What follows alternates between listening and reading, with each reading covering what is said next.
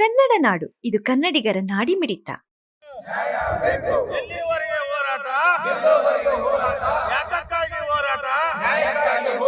ಭ್ರಷ್ಟ ಅಧಿಕಾರಿಗಳಿಗೆ ಬೇಕೇ ಬೇಕು. ನಮಸ್ಕಾರ, ನನ್ನ ಹೆಸರು ಗುರುರಾಜ್ ನಾಗ್ಲಾಪುರ್ ಅಂತ, ಸಮಾಜ ಸೇವಕರು ಮಾನ್ವಿ.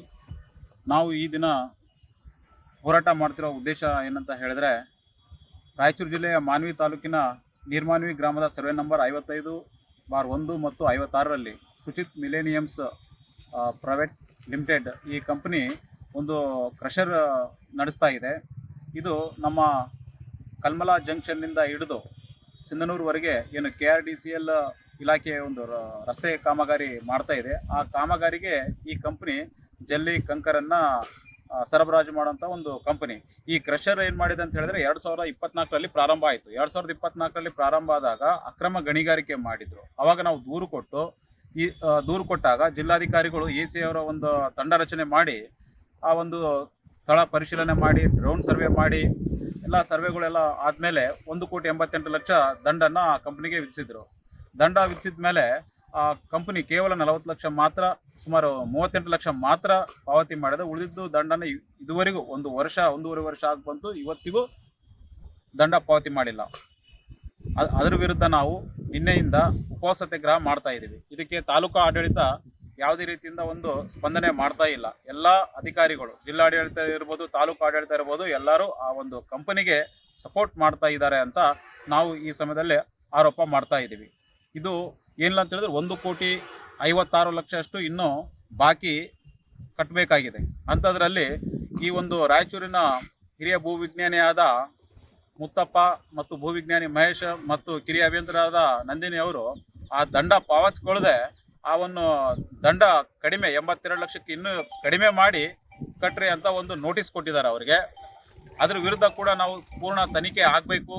ಅದು ಯಾವ ರೀತಿ ಕಡಿಮೆ ಮಾಡಿದ್ರಿ, ಆ ರೀತಿ ಕಡಿಮೆ ಮಾಡೋಕ್ಕೆ ಬರಲ್ಲ, ಅವ್ರು ಯಾರು ಕಡಿಮೆ ಮಾಡಿದ್ರೆ ಅವ್ರ ವಿರುದ್ಧ ನೀವು ಕ್ರಮ ಕೈಗೊಳ್ಳಬೇಕು ಅಂತ ನಾವು ಇಲ್ಲಿ ಒಂದು ಉಪವಾಸ ಸತ್ಯಾಗ್ರಹವನ್ನು 2ನೇ ದಿನದಿಂದ, ಇವತ್ತು 2ನೇ ದಿನ ಆಗ್ತದ, ಹಂಗೆ ಪ್ರಾರಂಭ ಇದೆ ನಮ್ಮದು ಹೋರಾಟ.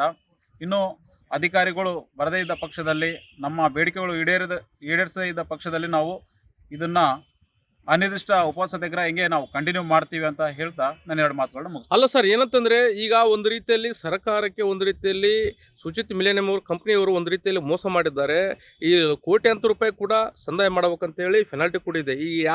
ಈಗ ಈ ಒಂದು ರೀತಿಯಲ್ಲಿ ಇದು ಮಾಡ್ತಾರೆ, ಇದಕ್ಕೆ ಯಾರು ಸಪೋರ್ಟ್ ಇದೆ ಸರ್? ಇದೆಲ್ಲ ಇವ್ರಿಗೆ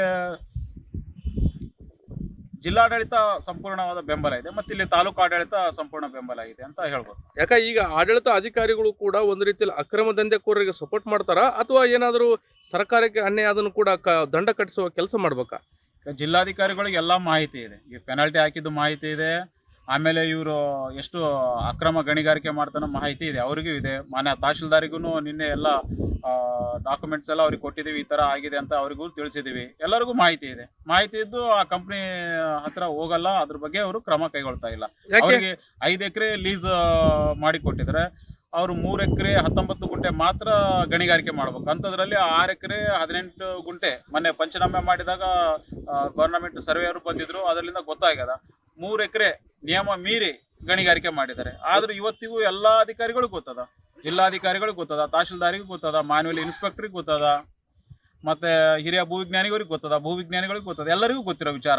ಆದರೆ ಯಾರು ಹೋಗಿ ಅದನ್ನ ಒಂದು ಕಂಪನಿಗೆ ಒಂದು ದಂಡನೂ ಪಾವತಿಸ್ಕೊಳ್ತಾ ಇಲ್ಲ, ಮತ್ತು ಹೆಚ್ಚುವರಿ ಗಣಿಗಾರಿಕೆ ಮಾಡಿದರೆ ಅವ್ರ ಮೇಲೆ ಒಂದು ಕ್ರಿಮಿನಲ್ ಕೇಸ್ನೂ ಹಾಕ್ತಾ ಇಲ್ಲ, ಮತ್ತು ಅದನ್ನು ಸ್ಥಗಿತಗೊಳಿಸ್ತಾ ಇಲ್ಲ. 2 ಕ್ರಷರಿಗೆ ಪರವಾನಗಿ ಇದ್ದರೆ 4 ಕ್ರಷರ್ ಪ್ರಾರಂಭ ಮಾಡಿ ಕಲ್ಲು ಗಣಿಗಾರಿಕೆ ಮಾಡ್ತಾ ಇದ್ದಾರೆ. ಎಲ್ಲ ಅಧಿಕಾರಿಗಳು ಎಲ್ಲರೂ ಅವರಿಗೆ ಸಪೋರ್ಟ್ ಆಗಿ ನಿಂತಿದ್ದಾರೆ. 2 ದಿನ ಆಯ್ತು ಉಪವಾಸ ಸತ್ಯಾಗ್ರಹ ಕುಂತೀವಿ, ಆದರೂ ಕೂಡ ಒಂದು ಎದಕ್ಕೆ ಮಾಡ್ತಾ ಇದ್ದಾರೆ, ಯಾಕೆ ನಾವು ಸ್ಟಾಪ್ ಮಾಡಬಾರ್ದು, ಇಂಥ ಹೋರಾಟ ನಡೀತಾ ಇದ್ದಾವ, ಅವ್ರು ತಪ್ಪು ಮಾಡಿದೆಲ್ಲ ಕ್ರಮ ಕೈಗೊಳ್ಬೇಕು ಅನ್ನೋದು ಒಂದು ಸ್ವಲ್ಪ ಕೂಡ ಕೂದಲೆಷ್ಟು ಕೂಡ ಅವರಿಗೆ ಇದಿಲ್ಲ. ಸಬ್ಸ್ಕ್ರೈಬ್ ಮಾಡಿಕೊಳ್ಳಲು ಕೂಡಲೇ ಪಕ್ಕದಲ್ಲಿ ಕಾಣುವ ಬೆಲ್ ಐಕಾನ್ ಕ್ಲಿಕ್ ಮಾಡಿ ನೋಟಿಫಿಕೇಶನ್ ಪಡೆಯಿರಿ.